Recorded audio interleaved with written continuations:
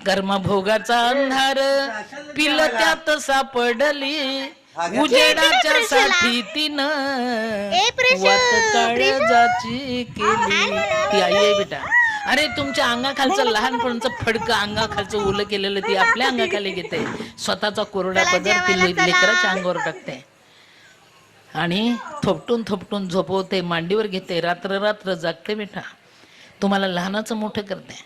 तुम्ही मोठं झालात की लग्न होतं, लग्न झालं की माय मावली फजित पावली, बायको आली दुनिया दावली रे. आणि आई किधर रे, तिला आई थकलीस का असं सुद्धा तुम्ही म्हणत नाही रे. मगर क्यों बेटा, खूप मोठं योगदान आहे. आणि पोरींना सुद्धा सांगते, सुनांनो तुम्हाला आयता संसार मिळते ना लेका.